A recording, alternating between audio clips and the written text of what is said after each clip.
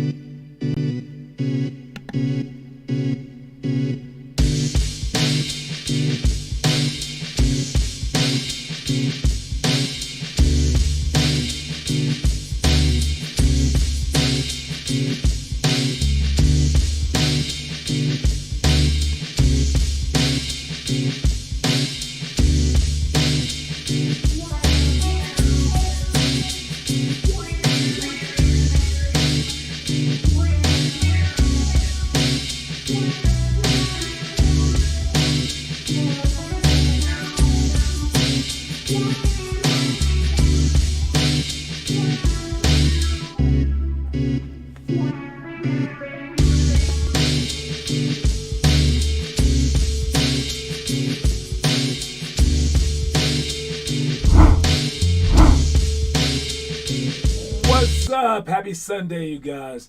Long weekend for I'm sure some of you guys. If you've had games, check it in the comment section. If you had workouts, let us know. Our workouts have been going pretty well here. On Saturday, we had open gym. We had a decent number of people, but Connor was alone for the high schoolers. But we had to help him out by having the adults play with him. We told you that. But then today we had Andrew Eflin join him. So we had 2 high schoolers there. Only had 2 middle schoolers, and Taylor and Noah Coleman. All right, they showed up. And then we had, how many elementary kids were there? There was Silas, Derek, and Isaiah. All right, and if you want to see your attendance, all right, don't forget that our attendance page. All right, let me pull that up real quick. Our attendance page is on our website. If you just go to our website right here, all right, and you click on rosters, you can always see our attendance page. All right, you just scroll down, you can see it right there. But you won't have to do this any longer, because we will print out this page and we bring it live to you. All right, and we will bring you the page and we will show you the page at our workouts, but we bring it out during our pre-workout conditioning. Okay, again, I talked about this before, but our practices go from 7 to 8. That's not really the time. I rent out the gym from 6:30 to 8, and we start at 6:30. All right, but just to get people in time so that they get the habit of like showing up early. What's up, Connor Rush? Just to get into the habit of showing up early to places, we go 30 minutes early. All right, and one of our drills, we have 12 different drills. All right, do I have my drill sheet? I still don't have it. I guess I can talk about them later though. But one of our drills is planks. All right, not planks to push-ups like we normally do, just planks. All right, and this is the most calm thing that I could think of. Okay, you do planks and you look at a sheet of paper, all right, that has our rosters on it, all right, and you just stare at this. You want to make sure that you're on top. But right now, the only person on top is Connor Rush at 87.5, all right, and then another person that we have up there, who is it? Isaiah is 8th, Taylor is 9th, Lucas is 10th. So those are our, and then Silas right there snuck in at 15th. All right, but you can always scroll down our piece of paper, just drag it down, and you can see our stock market, which won't begin until we get 50 players, because it doesn't really make sense unless we have 50. All right, and then we have every player listed right here by alphabetical order, and you get to see not only your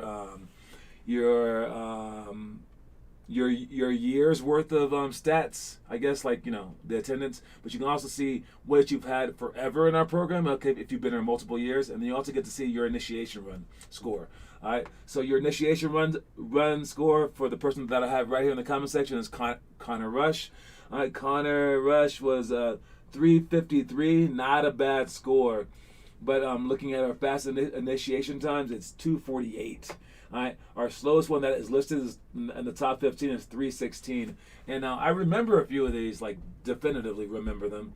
And I can tell you right now that Landon Fly, named after the fly drill, Calvin Cortarba, and Dylan Deviney, they all got their times in the same week. All right, 302, 305, 307. But it was about like a year after they were in the program. But they got these scores when they were in the 6th grade. All right. And again, it was after a year they had been training in the program, so they were already pretty good. But those are the times of a few 6th graders right there. All right, so it's not like out of nowhere. Shrieker, I believe he was a 7th grader when he joined. Jeremy was a 9th or 10th grader. Chase Peterson, he was like an 8th grader. Gavin Dodge, he's another one who was pretty young at the time. I believe he was a 6th grader as well for the 316 time. Derek Cortarba, I believe when he got 248, that had to have been like in 8th grade. All right, so those are the times. I would have gotten in 315 if I didn't miss the last 5 times. Yeah, I know, and all these guys would have gotten like 248 if they didn't miss 1 or 2 times. That's the deal. You got to make the shot, all right? Through all that running, you got to still make your shots and be clutch. You'll have another chance to do it again, and our goal with this is that you want to do this, all right? Because if we can get you wanting to do it, that's a special player, right? Where you're like, dude, I want to run. I want to do that, right? All right, so that's our goal for that. And, it's just initiation, so you get to feel like you're special and a part of something. All right, moving on, we got our quote of the day. And it's to be extraordinary. All right, that's basically what I was just talking about, right? You wanna be above and beyond. All right, amazing. Above and beyond amazing, where like no one else can keep up to you. All right, where like just the mention of you is too much for people, right? Like when people are like, "Hey, be like Michael Jordan," it's like don't even say that. You can't be like him. Or like try as hard as Kobe. No, stop it. Start as early as Tiger Woods. Nope, not gonna happen. All right. Be like Einstein. Nope. It's just something that you say, right? All right. And for some of these people, they're not amazing. All right. Like Rudy Rudiger from Notre Dame. The effort that he put forth. I mean, it was just 2 years that he put forth that effort. All right, but there's a freaking movie about him, right? All right, and if you haven't seen that movie, watch it, Rudy. All right, but yeah, so be extraordinary in whichever way is possible. And I got to tell you, just like I talked about the civil rights stuff earlier, where it was like, dude, I wish I could live back in the day in the '50s where all I had to do to be brave was just to stand up when people told me to sit down, or sit down when people told me to stand up. It's that easy, but it's hard. It's hard because it's scary, and it's just as scary as things are now. Although things seem like like they're much more complex than that, they're not. Right? As easy as that might be, it's actually amazingly hard. So for you to just be extraordinary, it seems pretty easy. Just show up. Just try hard while you're there. Just fail miserably. Just go out there and just like try to make the NBA and just fail. And then if you did that every single day, like I was counting it up, and I was like, can Connor Rush reach 1331 in the attendance? All right, that's the high number, and right now he's at 87.5. All right, now if I do the math, you got 3.5 more years left. All right, I'll actually do the math so I don't mess you up here. Okay, so you got 3.5 more years. You're at 1331 minus 88. We'll call it. Okay. All right, that's 1243. All right, and if you divide that by 3.5, you got 355. You're gonna come 355 days. 355 days, and per year, basically. All right, so that means you got to come like you have to average one a day. Now, if you come to a morning one and then come to the night one as well, you're good. All right. For like another day, you get to skip a day, right? All right. We also games count, so those are good too. So if you come to practice and then a game, those are two different things. All right. And how you should see it is just like monthly. You want to try to keep up to 30 a month, and then you could do it. Now, if you do that in 4 years, I mean that's about the pace that Derek did it. Derek stopped with us in 9th grade, and yeah, easily started like in 6th grade. That's about the pace that oh no, Ian though. Sorry, Ian. He started in 3rd grade, stayed with us until 8th grade. So that's 5 years for Ian. So you have to do it in a quicker time than Ian Salmon did it. Yeah, easy the way I am signing up. I got 8 hours per week. Okay, as long as you stay above the number that is the actual number. So if it's 7 days a week, you got to be at 8. If it's 30 days per month, you got to be at 31. All right. All right. So if you stay at that pace, you're good. But also your season is going to come up. All right. We've only had a few players go through their season and still work out with us. All right. There's only a few like Matthew Dellavedovas, Kobe Bryant's out there. All right, who during the season they're working out. Now imagine how hard the freaking like college basketball season is, or the NBA basketball season is, right? Those are much harder basketballs, right? Where you're playing right now in Colorado, it's like low level high school basketball. If you can't work out extra now, it's gonna be impossible later. All right. So here's your chance. Before I leave this program, I will be at least 3rd all time. We'll see. We'll see. We'll see. We'll see. All right. Let's start up here. We got our elementary school drills. For elementary, we got what is this? Tomorrow? Yeah. All right. Again, I don't know how we're gonna play this, but we won't have coaches. We won't have coaches there the first day since it's not September yet. I told them to start coming on Wednesday since that's officially September 1st. But we will try to do keep everyone in their groups doing what they're supposed to be doing. So the clap dribble, it's pretty complex. I gotta bring that one up. All right. It's really hard to describe, but basically you will have 2 players facing each other, or you can use a wall, right, if you can't do it. I don't know about the elementary kids trying this, but they can try it.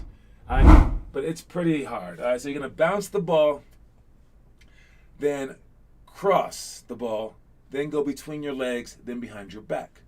Every time that you go between your legs, you clap the other person's hand.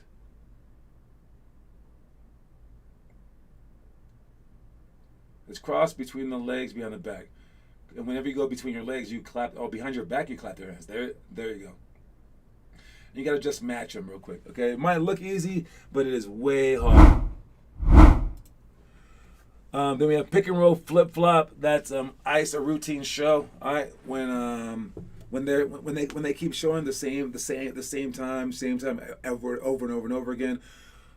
We instead of screening on this side, we run up and pretend that we're screening on one side, but then we jump to the opposite side. They look at the screen, then they go against it, but with the screen now.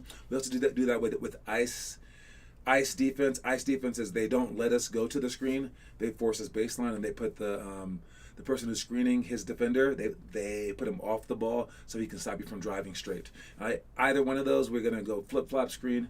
All right, fly drill is we just talked about that, but it's the ladders out there. You step 1, 2 in, 1, 2 out, 1, 2 in, 1, 2 out as you go up the ladder, but you go behind your back consecutively with the ball. All right, and it's a pretty hard drill because you're doing two different things. It's kind of like this thing.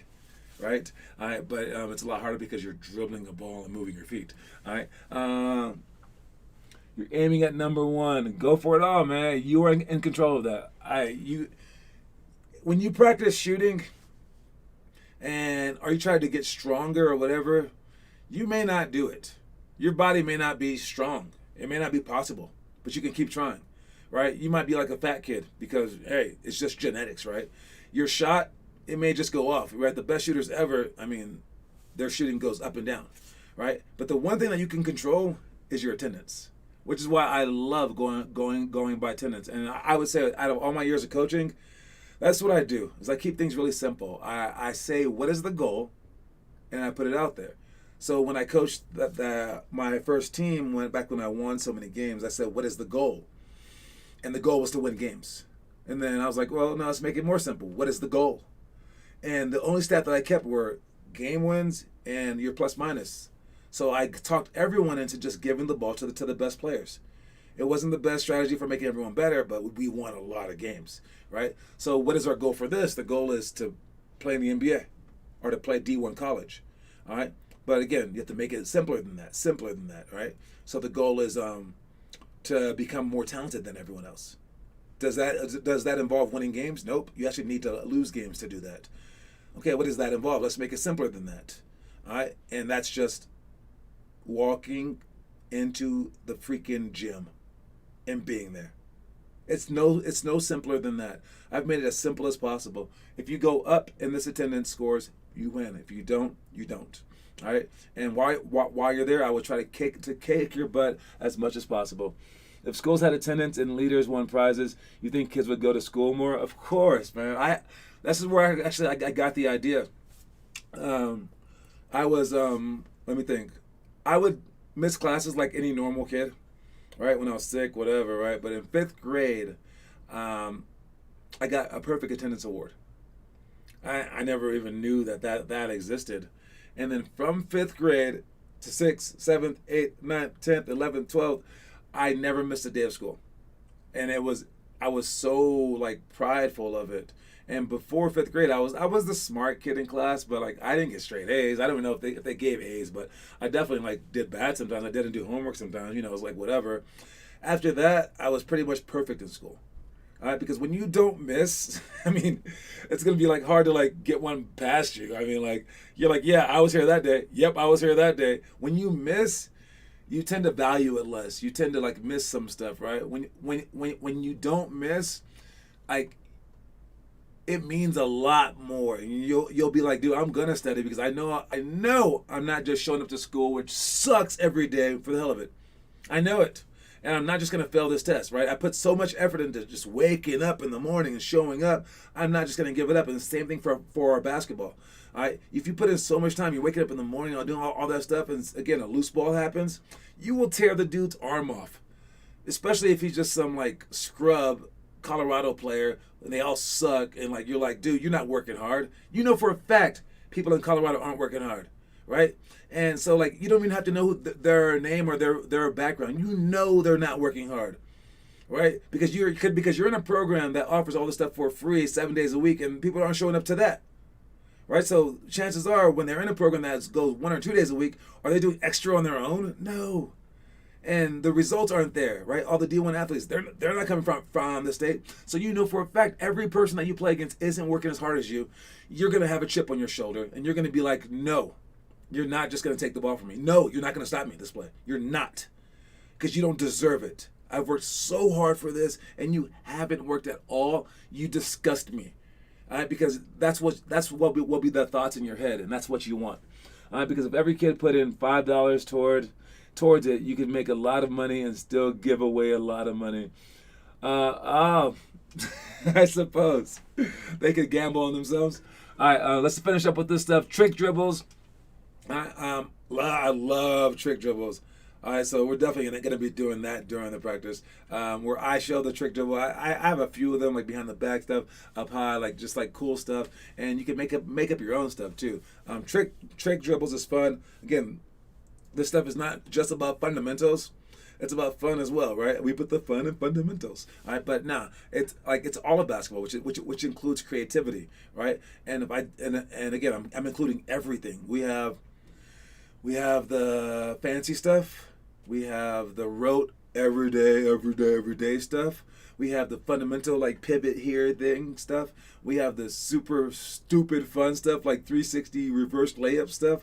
We have trick dribbles. All right, so we include it all. Last two are press break, give and go. All right, that's sprinting up the court on the sideline, and then retreat dribbling. We have retreat dribbles in some of our stuff. You guys have done that, but now when you retreat dribble, you're gonna go as fast as you can. Then you're gonna jump, pass the ball off your back leg, just like in our pick and roll series where they blitz us with a shorter player. We're gonna retreat dribble to pass. All right, but you do this off the fast break, and now for press break, give and go. If those press break repeat, you do a retreat dribble, pivot, and then pass the ball to the weak side person. But on this one, you're going to pass the ball ahead to the person flashing to the middle from half court from the opposite side. You're going to hit them, and then you should have two people on you, okay? When you pass the ball ahead, that's 4 against 3. So now you just created an advantage, 4 against 3, because you took two people with you. You fished them in, right? And they're running towards you. They're facing this way. The basket's that way. After you throw the ball, you have to become a part of the play as well. Now you pass to them for this drill, and then you go forward again, and you sprint, and you get the ball back. So now instead of a 4-on-3 fast break, now we're on a 5-on-3. And anytime that someone presses us, we make them pay. All right, and if we do that, even like just twice, they're gonna pull their press off because they're not just gonna give us layups. So in a press break, all you gotta do is just be successful twice, and then you win. All right, triangle cuts for shots. All right, that's why Kobe didn't like to pass. Exactly, man. The other people didn't put in the work. Triangle cuts for shots. All right, whoever you pass to on the high post or the low post, all right, the opposite post will flash to the open post. So there's 3 posts. There's 2 people on it. Whoever catches the ball, the other person flashes, receives a pass. Whether it's for a layup coming from the free throw line, like sprinting in for a layup, catching a pass from the opposite post, or if both people are on the post, flashing up to the free throw line for a jump shot, or the last one is the free throw line guy catches the ball in the opposite post, switches post, and he catches the ball underneath for a reverse Mikan.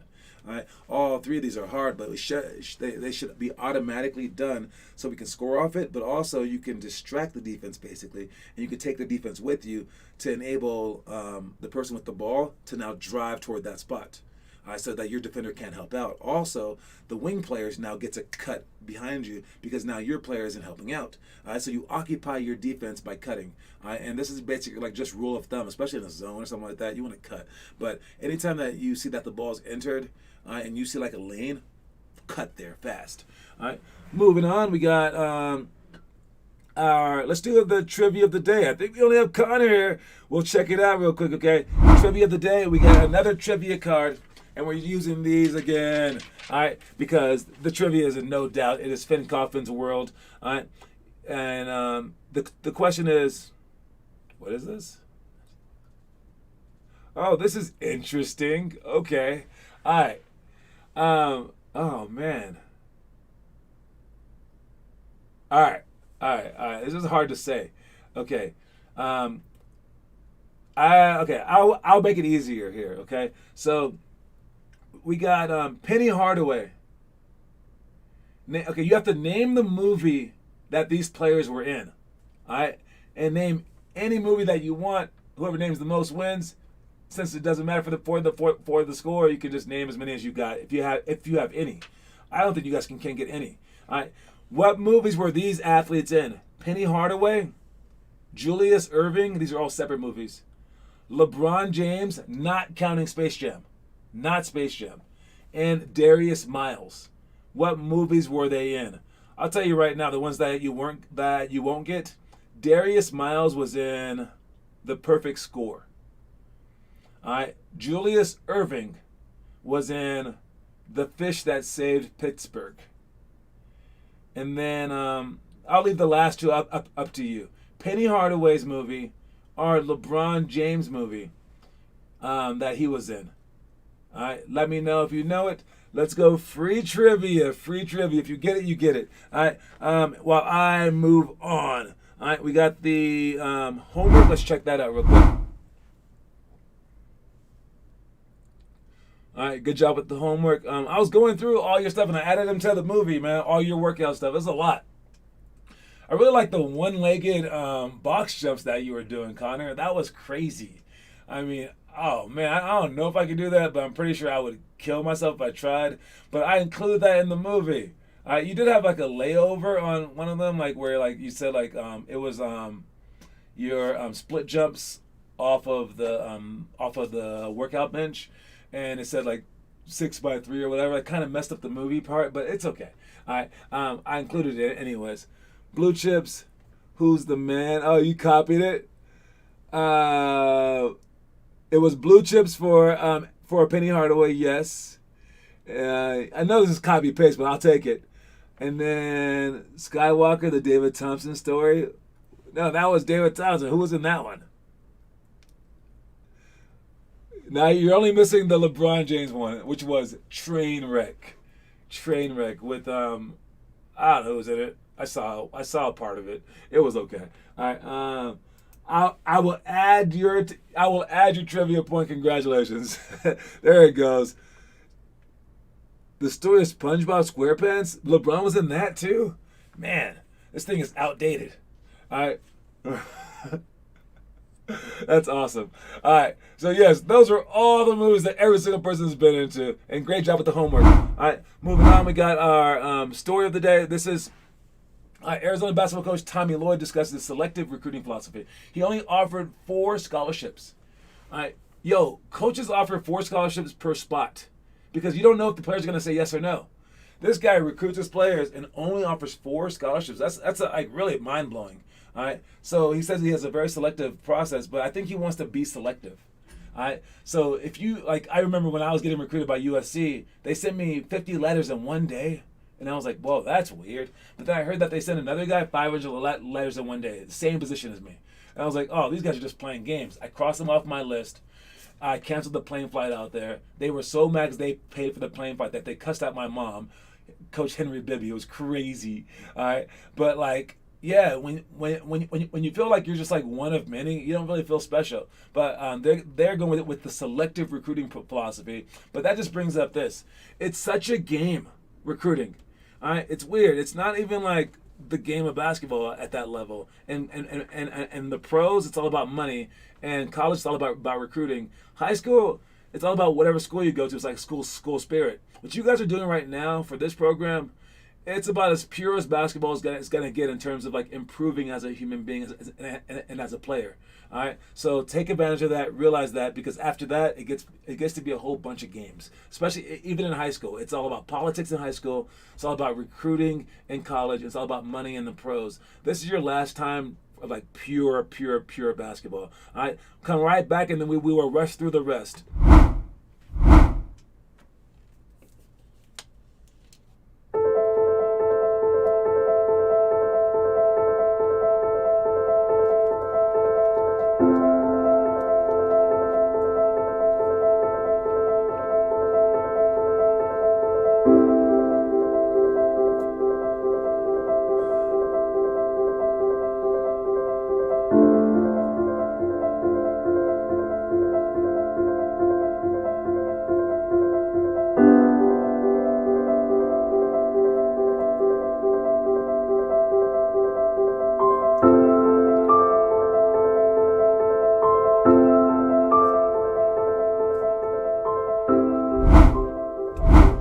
That's so random that you have a commercial about you, and soon you're gonna have a movie about you, Connor Rush.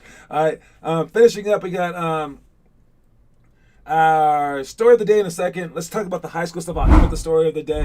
High school stuff for tomorrow is pass to roll, off the pick and roll. We will just be working on that.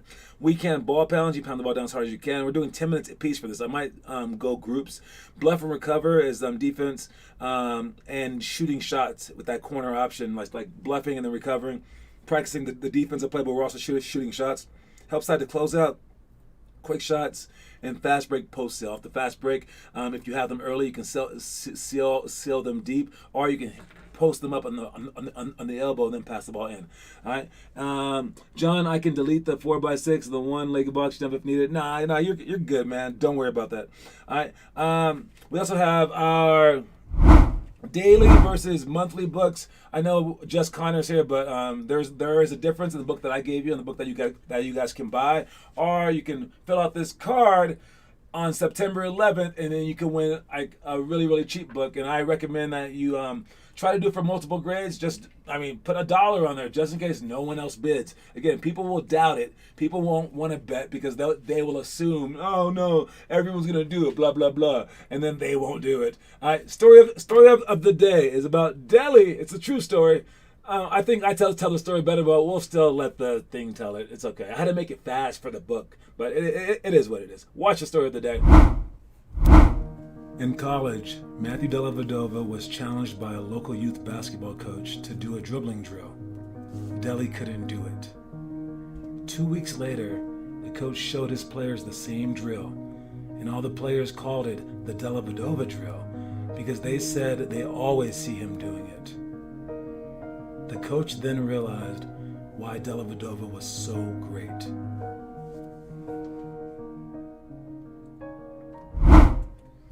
All right, so that's like Delhi during the season. I showed him that wasn't a great picture of me, but it was supposed to be me. I showed him an image. No, I'm sorry, not an image. My mind was going somewhere else. I showed him a dribbling drill, and it was actually just like dribble the ball like this, side to side to side, while you throw the other one off the wall. And we had just been doing it for like a day or two. And I challenged him. I showed him the drill, and he couldn't do it. And I was like, oh, I beat Delhi. Yeah, because Delhi's like, he's like the drill guy. He knows everything. And he did not like that, apparently. Because like 2 weeks later, I showed the kids, and they're like, that's the Delhi drill. And I'm like, I showed him that drill. What the hell are you talking about?